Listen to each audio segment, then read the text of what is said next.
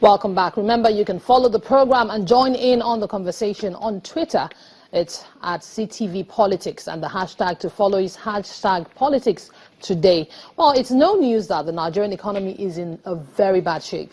About 30 of the 36 states cannot pay salaries. Foreign exchange markets, stocks, and every aspect of the economy is feeling the heat of the upheavals in the country. What may not be certain, however, is the big question. Is the nation's economy in recession? Well, yes, it is. That's according to the finance minister. And here are some of her words. And I quote, "Are we in recession? Technically, yes, we are." End of quote.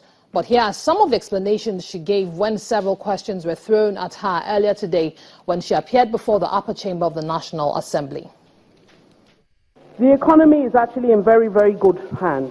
And we're doing absolutely our best to get through this difficult period. And I explained how we're doing that. We're being extremely disciplined around our spending. We're investing in the essential infrastructure. I gave the metric.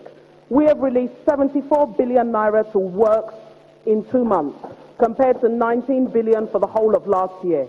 We are doing everything possible to avert and to manage the situation, which we didn't create, unfortunately. I'm not too worried about the IMF projection, and I'll tell you why. Because IMF's job, one of their functions is global economic surveillance. They've equally issued a negative report on Britain as a result of Brexit. So I don't think we should panic every time IMF speak. I think we need to be confident around what we are doing and where we are going. I remain extremely confident. Nigeria's Finance Minister, Kemi Adeosun. Well, in a twist, the Finance Minister's colleague in the Budget and Planning Ministry, Mr. Udoma, seems to disagree with the stance of Mrs. Adeosun. He says Nigeria's economy is not yet in recession, as being speculated in some quarters, despite the reduction of the barrels of production of oil from 2.2 to 1.1 barrels per day. Senator Udoma said this while briefing State House correspondents at the end of the National Economic Council meeting presided over by the Vice President, Yemi Oshibajo. Senator Udoma says the first quarter of the year 2016 may have been negative, but it is only when the second quarter is negative that one can conclude that there is a recession. He also says that the federal government is doing all it can to stop the country from plunging into recession, despite the fact that the year has been difficult. Well, we'll take a moment, and when we come back, we'll be hearing firsthand what the Minister of Budget and Planning had to say. Please stay with us.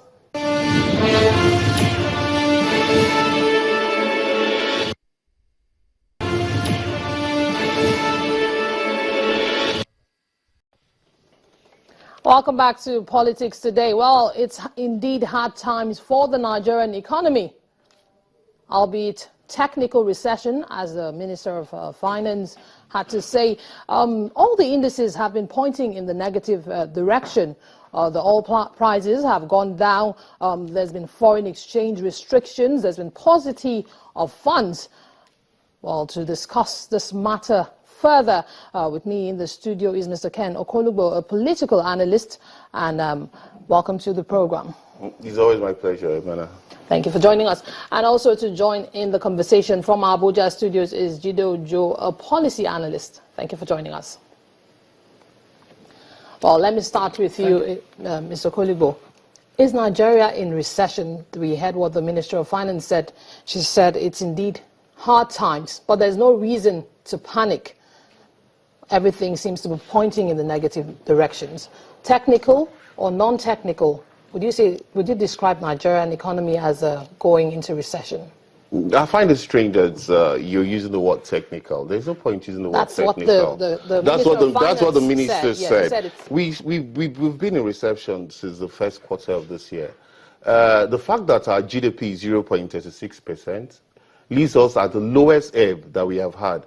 It will interest you that in 1983, it was minus 7.81%. And that was when we had the austerity measures. For those of us that were big enough to remember how terrible it was, how terrible the economy was, and that was when the military intervention took in. And it rose to 19.17% in the third quarter of 2004, which was the highest we have ever had the GDP. And interestingly, by the time the president took over in 2015, the GDP was 2.11%, and it rose to 2.82% by the third quarter, which was by December 2015. And one would have thought that it would have continued on that stretch. But by the policies of this government, it was impossible to continue on that stretch. And we have found ourselves, right from the first quarter of 2016, we fell into 0.36%. And why do I say so? First and foremost, the policy on holding on to the 197 naira exchange, which was not feasible as at that time compared to the 350 naira that was going for $1, made it impossible for there to be a correlation between the exchange rate in the parallel market and in the official market. And so it was impossible for people to do business.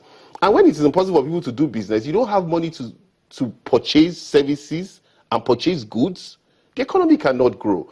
And then the budget was delayed for another 6 months. And so there was speculation. So people couldn't actually bring in money to invest in the capital market. And so it became impossible for the capital market to grow. And at the same time, for extra forex, which is what we depend on, to come into the economy. Just a moment. Yes. Some months ago, the CBN governor had actually given heads up. But he said Nigeria is not in recession. He said Nigeria is suffering from stagflation. That's almost no growth. You know, there's a different. The recession is a decline in the growth, and then he said almost no growth. So yeah, but that's exactly what I'm saying. It was a stagnation I was talking about. First, you couldn't pay forex into the bank's account. Into your bank account, you couldn't withdraw forex from your bank account. There were 41 goods, remember, that were banned from accessing forex because, of course, the president said he was upset that tomato, toothpick, tomato puree, toothpick, eggs, and all that were being imported, and it didn't make any sense. But what were the palliatives? What were the alternatives that were provided for these goods that had been stopped from accessing foreign exchange? No doubt, there were a lot of people that were accessing foreign exchange who were not bringing in these goods and were round tripping. But how then do you talk of round tripping when the NNPC could not even pay its cash call for $6 billion? Summarily, you're saying that Nigeria is in recession. Are you saying the government I said it in last year. I said it in last year that Nigeria was in recession. It's not being transparent. They are not being transparent. It's very obvious. Okay, then just a moment. Let's go over to our Abuja studios. Mr. Jide Ojo, another interesting thing the finance minister said is these are not times. Yes, it's hard times, but we should not panic.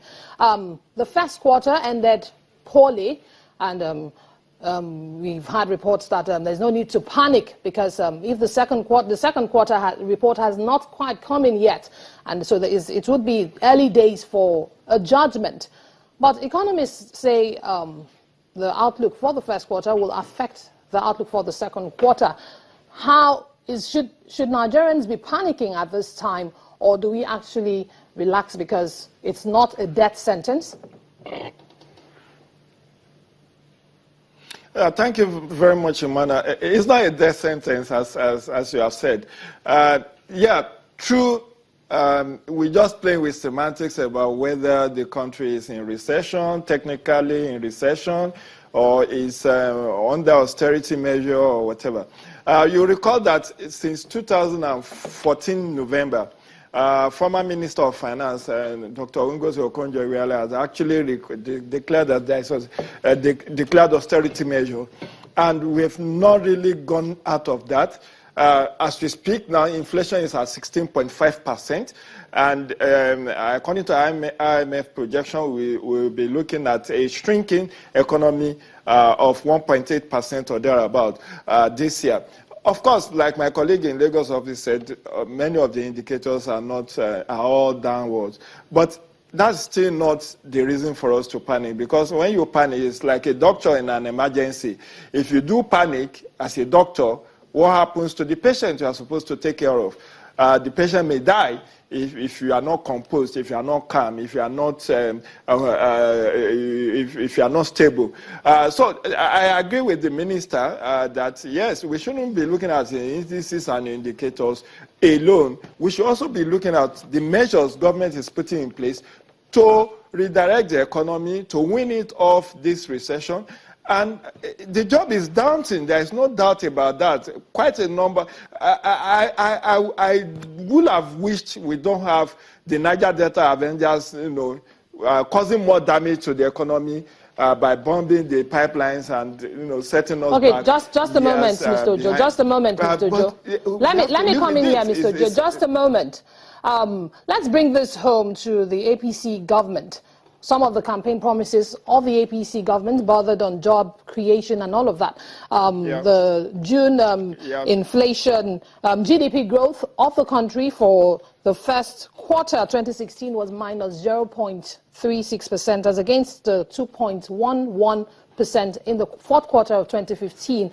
How possible is it, with a paucity of funds and the economic downturn, for the APC government to meet up with some of the promises it made to Nigerians while it was campaigning for office?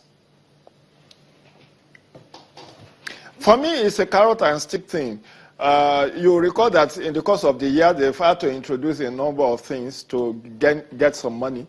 One of them is the stamp duty that had been there that was never implemented. Now, for every transaction you made, the banks are making 15 naira deductions on your transactions, and that will rake in a lot of billions for this administration. Aside from that is also the widening of the net tax net. You see FRS, Federal Inland Revenue Service, people are now all over the place. The other day they were in Imo, where shutting down hotels and some other institutions.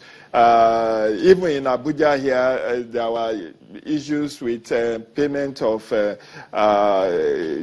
tax by, I think, National Hospital. So government is bringing in a lot of people into the tax net and thinking about maybe review of the tax. There have been some talk about increasing the VAT from 5% to 10 or 15%. So a lot of money, and then the targets given to the customs and duties and the FRS and some other income generating organizations are also being increased. So the only thing we need is security and stability. If we can stabilize the economy and we reduce the sabotage that is affecting us, because right now, with the Avengers bombing the pipelines, it's not going to help us. All right, thank you very much, Mr. Ojo. We need to take another moment now. When we come back, we'll continue the conversation. Please stay with us.